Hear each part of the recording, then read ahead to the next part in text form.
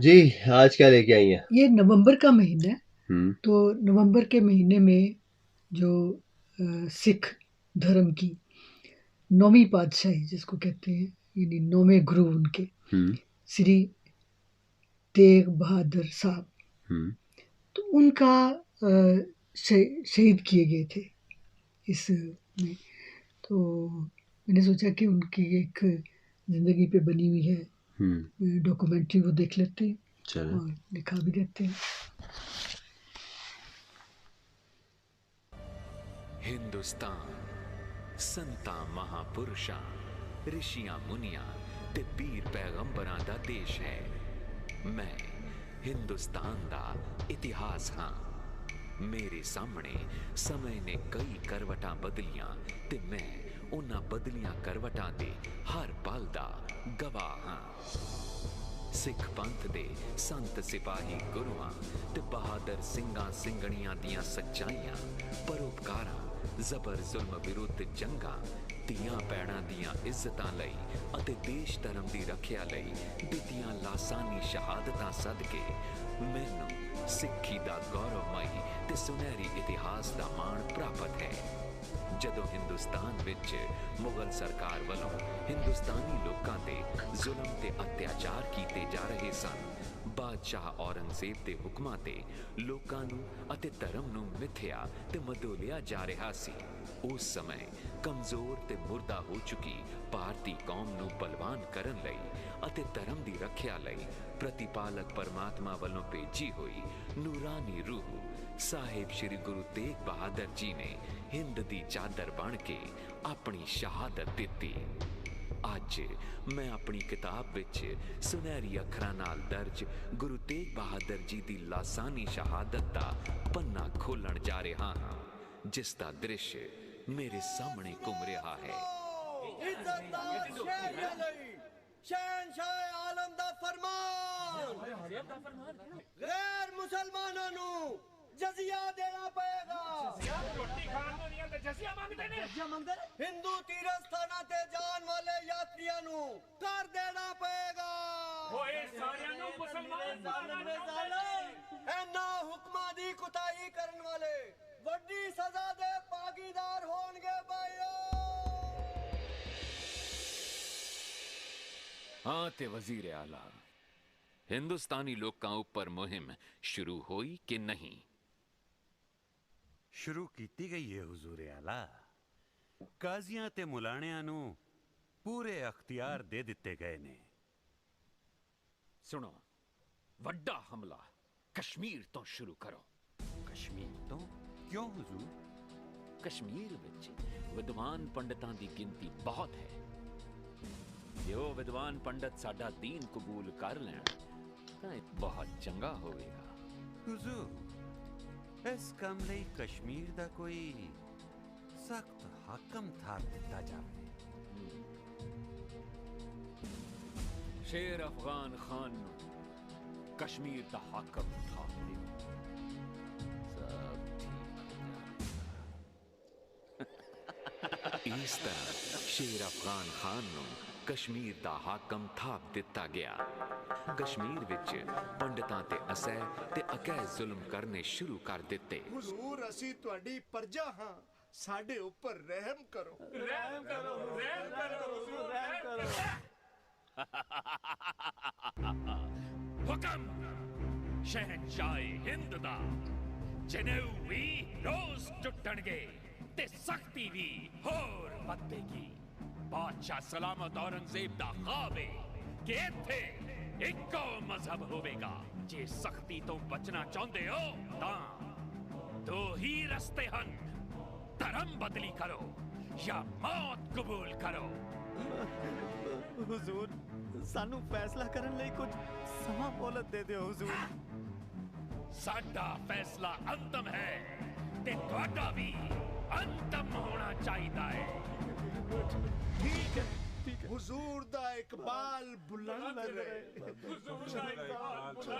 चलो चलो। लंबी विचार चर्चा तो बाद कश्मीरी पंडित 25 मई 1675 ईस्वी नूं पंडित किरपा राम दी अगुवाई हेठ नौवें पातशाह ਸ੍ਰੀ ਗੁਰੂ ਤੇਗ ਬਹਾਦਰ ਜੀ ਦੇ ਦਰਬਾਰ ਵਿੱਚ ਸ਼੍ਰੀ ਅਨੰਦਪੁਰ ਸਾਹਿਬ ਵਿਖੇ ਫਰਿਆਦ ਲੈ ਕੇ ਹਾਜ਼ਰ ਹੋਈ।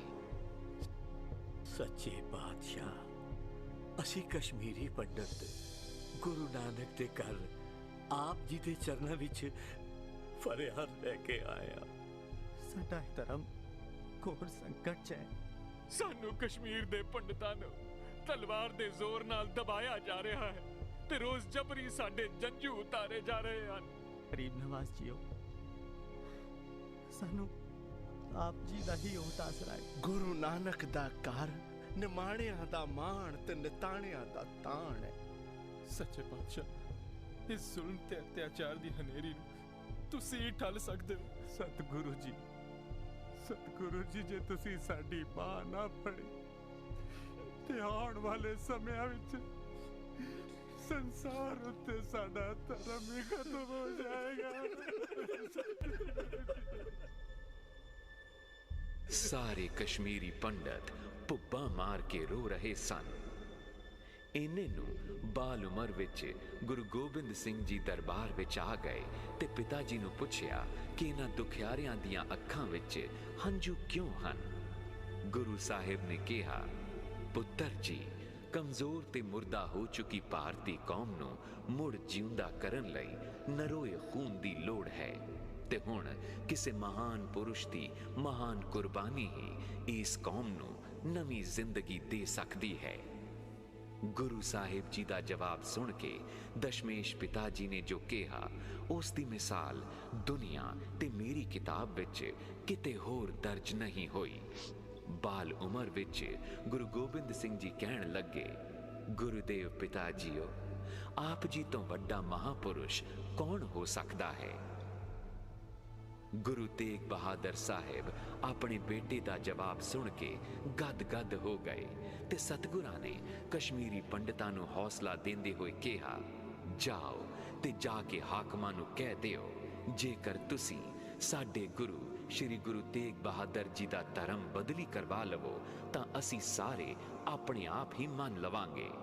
ਇਹ ਗੱਲ ਸੁਣ ਕੇ ਔਰੰਗਜ਼ੇਬ ਖੁਸ਼ ਹੋ ਕੇ ਹੁਕਮ ਦਿੰਦਾ ਹੈ ਕਿ ਗੁਰੂ ਤੇਗ ਬਹਾਦਰ ਜੀ ਨੂੰ ਦਿੱਲੀ ਲਿਆਂਦਾ ਜਾਵੇ। ਗੁਰੂ ਜੀ ਸਮੇਂ ਦੀ ਨਬਜ਼ ਪਛਾਣਦੇ ਸਨ।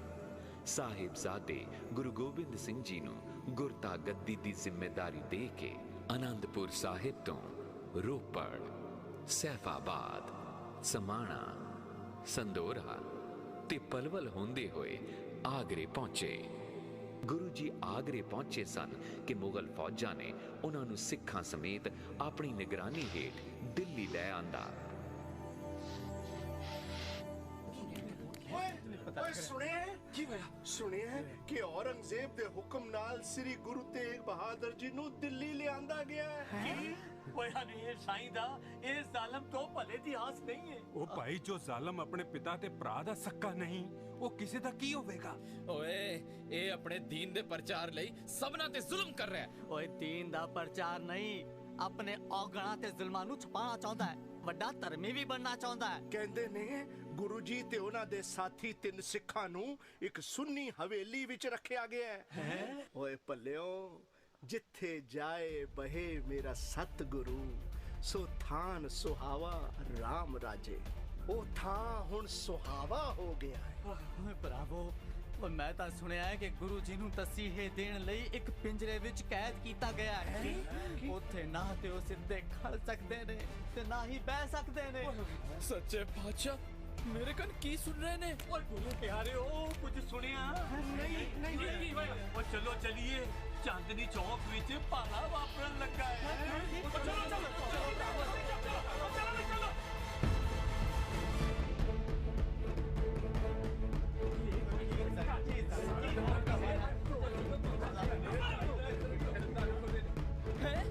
ਭਾਈ ਮਤੀਦਾਸ ਜੀ ਨੂੰ ਆਰੇ ਨਾਲ ਚੀਰਿਆ ਜਾ ਰਿਹਾ ਹੈ। मुगल बादशाह का ये भरम है कि शायद इस तरह गुरु जी डोल जाएंगे। इन्होंने इसमें बिठाया हुआ है और सामने उनके साथी को कत्ल पै किया। काहू को देत न पैमानत आन। ਓਏ ਗੁਰੂ ਘਰ ਕਿਸੇ ਨੂੰ ਡਰ ਦਿੰਦਾ ਵੀ ਨਹੀਂ ਤੇ ਡਰ ਮੰਨਦਾ ਵੀ ਨਹੀਂ। ਮਤੀਦਾਸ ਜੀ, ਤੇ ਧੰਨ ਤੁਹਾਡੀ ਸਿੱਖੀ ਅਤੇ ਧੰਨ ਤੁਹਾਡਾ ਸੇਵਕ। ਜਪਜੀ ਸਾਹਿਬ ਦਾ ਪਾਠ ਨਹੀਂ ਵਿਸਰਿਆ।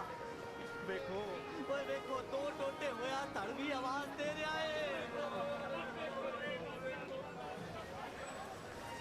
ਉਹ ਵੇਖੋ ਭਾਈ ਸਤੀਦਾਸ ਜੀ ਨੂੰ ਰੂਹ ਵਿੱਚ ਲਪੇਟਿਆ ਜਾ ਰਿਹਾ ਹੈ।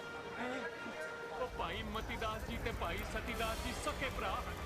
ਗੁਰੂ ਜੀ ਦੇ ਅਨੰਨ ਸੇਵਕ, ਇੱਕ ਦੀਵਾਨ ਤੇ ਦੂਜਾ ਲਿਖਾਰੀ। ਓਏ ਉਹਨਾਂ ਦਾ ਸਿਦਕ ਦੇਖੋ ਕਿ ਚਿਹਰੇ ਤੇ ਜਲਾਲ ਪਰ ਮੌਤ ਦੀ ਪਰਵਾਹ ਨਹੀਂ। ਭਲਿਓ ਅਜਿਹੇ ਸਿਦਕੀਆਂ ਦੇ ਸਿਦਕ ਉੱਪਰ ਹੀ ਕੌਮਾਂ ਦੇ ਮਹਿਲ ਉਸਰਦੇ ਨੇ। ਵਾਹ ਮੇਰੇ ਸਤਿਗੁਰਾ ਵਾਹ ਓਏ ਧੰਨ ਹੋ ਤੁਸੀਂ ਤੇ ਧੰਨ ਤੁਹਾਡਾ ਸਿੱਖ ਤੁਸੀਂ ਤੇ ਧੰਨ ਤੁਹਾਡਾ ਸਿੱਖ ਤੁਸੀਂ ਤੇ ਧੰਨ ਤੁਹਾਡਾ ਸਿੱਖ ਉਹ ਵੇਖੋ ਭਾਈ ਦਿਆਲਾ ਜੀ ਉਬਲਦੀ ਦੇਖ ਕੇ ਬੈਠਣ ਲੱਗੇ ਨੇ। ਓਏ ਜ਼ਾਲਮ ਤੇ ਜ਼ੁਲਮ ਦੀ ਇੰਤਹਾ ਏ। ਓਏ ਕਦੇ ਜਹਾਂਗੀਰ ਨੇ ਪੰਚਮ ਪਾਤਸ਼ਾਹ ਜੀ ਨੂੰ ਲਾਹੌਰ ਵਿਖੇ ਉਬਲਦੀ ਦੇਗ ਵਿੱਚ ਪਠਾਇਆ ਸੀ ਤੇ ਅੱਜ ਔਰੰਗਜ਼ੇਬ ਉਹ ਕੁਝ ਕਰ ਰਿਹਾ ਹੈ। ਸਿੱਖ ਦਾ ਸਿਦਕ ਦੇਖੋ ਭਰਾਵੋ ਭਾਈ ਦਇਆਲਾ ਜੀ ਕੀ ਗਾ ਰਹੇ ਨੇ। ਜਿੰਦ ਜਾਏ ਤਾਂ ਜਾਏ ਮੇਰਾ ਸਿੱਖੀ ਸਿਦਕ ਨਾ ਜਾਏ। ਓਏ ਵਾਹ ਗੁਰੂ ਦਿਓ ਸਿੱਖੋ ਧੰਨ ਤੁਹਾਡੀ ਕੁਰਬਾਨੀ ਤੁਹਾਡੀ ਕੁਰਬਾਨੀ ਧੰਨ ਤੁਹਾਡੀ ਕੁਰਬਾਨੀ ਧੰਨ ਤੁਹਾਡੀ ਕੁਰਬਾਨੀ। ਬਾਦਸ਼ਾਹ ਸਮਝਦਾ ਸੀ ਕਿ ਆਪਣੇ ਸਾਥੀ ਸਿੱਖਾਂ ਦੀ ਸ਼ਹਾਦਤ ਆਪਣੀ ਅੱਖੀਂ ਵੇਖ ਸ਼ਾਇਦ ਗੁਰੂ ਸਾਹਿਬ ਦਾ ਮਨ ਡੋਲ ਜਾਵੇਗਾ। ਕਾਜ਼ੀ ਅਬਦੁਲ ਵਹਾਬ ਬੋਹਰਾ ਨੇ ਗੁਰੂ ਜੀ ਅੱਗੇ 3 ਸ਼ਰਤਾਂ ਰੱਖੀਆਂ ਕਿ ਜਾਂ ਕਲਮਾ ਪੜੋ, ਜਾਂ ਕਰਾਮਾਤ ਵਿਖਾਓ ਤੇ ਜਾਂ ਫਿਰ ਮੌਤ ਕਬੂਲ ਕਰੋ। ਗੁਰੂ ਜੀ ਨੇ ਜਵਾਬ ਦਿੱਤਾ, ਧਰਮ ਤਿਆਗਣ ਦਾ ਸਵਾਲ ਹੀ ਨਹੀਂ, ਕਰਾਮਾਤ ਕਹਿਰ ਦਾ ਨਾਮ ਹੈ ਤੇ ਸ਼ਹੀਦ ਹੋਣਾ ਸਾਨੂੰ ਪ੍ਰਵਾਨ ਹੈ। ਗੁਰੂ ਜੀ ਦਾ ਜਵਾਬ ਸੁਣ ਕੇ ਕਾਜ਼ੀ ਨੇ ਫਤਵਾ ਸੁਣਾ ਕੇ ਸ਼ਹਿਰ ਵਿੱਚ ਢਿੰਡੋਰਾ ਪਿੱਟਣ ਲਈ ਫਰਮਾਨ ਜਾਰੀ ਕਰ ਦਿੱਤਾ, ਜੋ ਭੁੱਲਿਆ ਨਹੀਂ ਭੁੱਲਦਾ। ਫੇਰ ਆ ਗਿਆ ਢਿੰਡੋਰ ਜੀ। ਹੁਕਮ ਬਾਦਸ਼ਾਹ ਦਾ ਖਲਕਤ ਖੁਦਾ ਦੀ ਕੱਲ ਦੁਪਹਿਰ ਚਾਂਦਨੀ ਚੌਕ ਵਿਖੇ ਸਿੱਖਾਂ ਦੇ 9ਵੇਂ ਗੁਰੂ ਤੇਗ ਬਹਾਦਰ ਦਾ ਸ਼ਰੇਆਮ ਸੀਸ ਜੁਦਾ ਕੀਤਾ ਜਾਏਗਾ।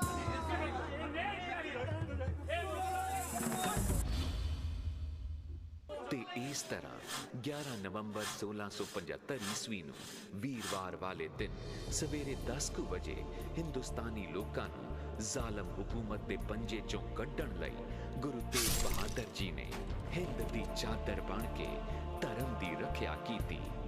ਭਾਵੇਂ ਬਾਦਸ਼ਾਹ ਦਾ ਹੁਕਮ ਸੀ ਕਿ ਗੁਰੂ ਸਾਹਿਬ ਦੇ ਸੀਸ ਤੇ ਧੜ ਸ਼ਹਾਦਤ ਵਾਲੀ ਥਾਂ ਤੇ ਹੀ ਪਏ ਰਹਿਣਗੇ, ਪਰ ਗੁਰੂ ਘਰ ਦੇ ਸੇਵਕ ਭਾਈ ਜੈਤਾ ਜੀ ਮੁਗਲਾਂ ਦੇ ਪੈ ਤੋਂ ਬੇਪਰਵਾਹ ਹੋ ਕੇ ਗੁਰੂ ਸਾਹਿਬ ਦਾ ਸੀਸ ਉਠਾ ਕੇ ਛਿਪਦੇ ਛਿਪਾਂਦੇ ਕਿਰਤਪੁਰ ਸਾਹਿਬ ਵੱਲ ਤੁਰ ਪਏ ਤੇ 5 ਪੜਾਅ ਪਾਰ ਕਰਦਿਆਂ ਕਿਰਤਪੁਰ ਸਾਹਿਬ ਜਾ ਪੁੱਜੇ ਤੇ ਗੁਰੂ ਗੋਬਿੰਦ ਸਿੰਘ ਜੀ ਨੂੰ ਪਿਤਾ ਦਾ ਸੀਸ ਭੇਟ ਕੀਤਾ। ਭਾਈ ਜੈਤਾ ਜੀ ਦੀ ਗਾਥਾ ਸੁਣ ਕੇ ਦਸਮ ਪਿਤਾ ਜੀ ਨੇ ਭਾਈ ਜੈਤਾ ਜੀ ਨੂੰ ਹਿੱਕ ਨਾਲ ਲਾ ਕੇ ਕਿਹਾ, ਰੰਗ ਰੇਟਾ ਗੁਰੂ ਕਾ ਬੇਟਾ।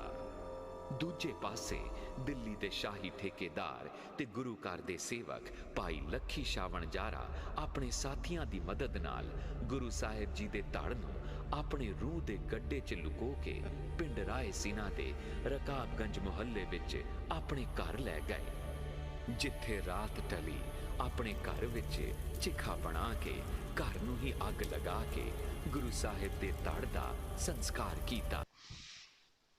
बहुत ही जुल्म की दास्तान है ये। औरंगज़ेब जो आलमगीर कहता था खुद को और बड़ा परहेजगार बनता था, कहता हाथ से कुरान शरीफ लिखता था, टोपियाँ सीता था, कहता था इससे कमाई से गुजारा करता हूँ, लेकिन असल में वो एक नहायत जालिम इंसान था। उसका ऐसे लोगों का इस्लाम से कोई ताल्लुक़ नहीं होता, किसी भी धर्म से कोई ताल्लुक़ नहीं होता, बल्कि मैं तो कहती हूँ वो इंसान ही नहीं होता जो किसी इंसान पर इतना जुल्म ढाता है।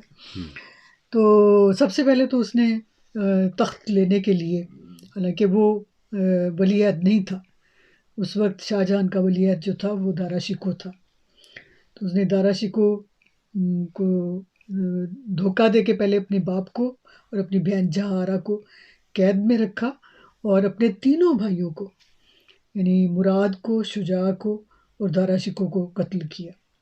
और अब जब उसने अपने भाई दारा शिको को कत्ल किया तो उसकी आंखें निकाल के ट्रे में डाल के बाप को कैद खाने में भिजवाई, क्योंकि वो बाप जो है वो अपने बेटे को पसंद करता था कि तुम्हारी आंखें खूबसूरत है। तो जो अपने सगे भाइयों के साथ और बाप के साथ ये जुल्म कर सकता है, उससे तो किसी भी अच्छे काम की तवक्को नहीं हो सकती। तो दूसरी चीज़ ये कि उन्होंने जो पहल की थी वो पंडितों से की थी, कश्मीरी पंडितों को पैगाम भेजा था, यानी उनसे जजिया लेने का और उन पे जुल्म करने का या उनको कन्वर्ट करने का पैगाम था। अब वो कश्मीरी पंडित आए हैं इनसे मदद मांगने के लिए गुरु जी से, गुरु तेग बहादुर से। ये उनकी मदद के लिए गए हैं, यानी उस वक्त तक इनका अपना कोई मसला नहीं था, औरंगजेब के साथ कोई लड़ाई नहीं थी, ठीक है। ये उसके उनकी खातिर गए हैं और इन्होंने इतना मुसीबतें देखी, कैद की भी, और जाके अपने प्यारों को मरते हुए भी देखा, साथियों को, यानी एक को रुई बांध के जला दिया गया, एक को कढ़ाई में डाल दिया गया, एक को चीर दिया गया। मतलब ये सारे जुल्म उन्होंने अपनी आंखों से होते हुए देखे हैं, और सिर्फ कश्मीरी पंडितों का साथ देने के लिए। यहाँ पे मुझे एक हज़रत अली का कौल याद आ रहा है। हज़रत अली का फरमान है कि जिस पर एहसान करो उसके शर से डरो। तो ये बात 1984 में जाके पूरी हुई कि 1984 में इंदिरा गांधी और नेहरू जो थे वो कश्मीरी पंडित हैं। उन्होंने हरमंदिर साहब पे गोलियां बरसाई और इतने लोगों को शहीद किया। यानी उन्होंने इस बात का भी वो नहीं देखा कि इतनी कुर्बानियाँ उनकी खातिर दी गई हैं, गुरुजी ने कुर्बानियाँ दी। बहरहाल ये तो एक शहीदी की दास्तान थी उनकी, जो कि तारीख़ का हिस्सा है, और तारीख़ जब तक दुनिया है ज़ाहिर है उन शहीदों को अच्छा कहेगी, और जुल्म ज़ालिम को तो कभी भी कोई अच्छा नहीं कह सकता, है ना। तो ये अब तक पहुंचानी थी, और हमने भी ये देखनी थी, ताकि जिन लोगों को ये कहानी नहीं पता है उन्हें भी पता चले कि गुरुओं ने कैसी कैसी कुर्बानियाँ दी हैं अपनी कौम के लिए और सच्चाई के लिए, और सच्चाई का साथ दिया है। उम्मीद है जैसे हमें कुछ सीखने को मिला, आपको भी इस वीडियो से कुछ सीखने को मिलेगा। और बाकी अपना बहुत सारा ख्याल रखें, दुआ में याद रखें। इंशाल्लाह मुलाकात होती है अगली वीडियो में। रब रखा। अल्लाह हाफ़िज़।